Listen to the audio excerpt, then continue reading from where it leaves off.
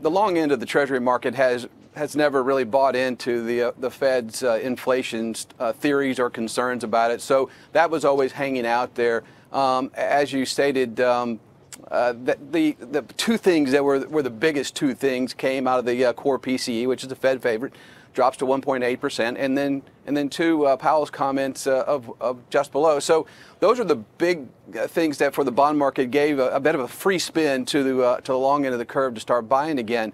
What we're seeing now is, and you guys have been talking about the 5-year interest. You know, we are seeing a bit of a hedge trade going on between those that may have been in the short end of the curve, willing to take a little more duration risk and see how this plays out, because we still have, as Steve talked about, the employment report on Friday, where average hourly earnings is going to be the key, and in the Fed meeting on the 19th. Now the Fed could, you know, there's still about a 75% chance they'll raise rates, but let's say they do. Then will they sing a Dove song in their comments, which would probably further flatten the curve? Joe, forgive me for interrupting. Kevin, if you're saying there's a technical aspect to this trade, which is what Joe's talking about here, does that suggest that maybe the equity market is getting the wrong signal from the bond market?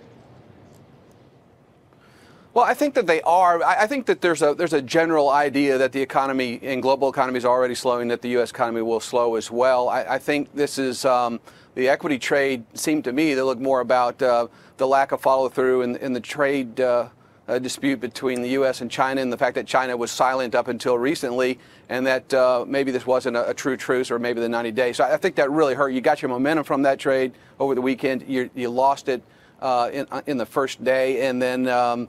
And now we're looking back to the bond market. But I still think that we have a growing economy, not a slowing economy, and that the Fed is going to slow down, but not to the point where we think that they're going to stop rates from raising rates in the rest of 18 or even 19. Kevin, the worst thing, we had Jim Paulson on yesterday, and he uses that horrible S word, the stagflation word, which has got to be the worst thing in the world for everything. It's just like the high inflation and low growth. And then if you could orchestrate the opposite of that, you know what I mean? Would there be any reason to just blindly raise rates if there was no inflation? Is there any reason to just assume that good growth is going to eventually have negative consequences? If there's something that's holding down inflation globally, and you could, without fear, run your economy hot is there any reason to raise rates just to slow the economy for the sake of slowing it if inflation is not going to be a problem? Here's the thing. I think of the Fed's mandates, two of them are basically in their pocket, and that is employment and that is inflation.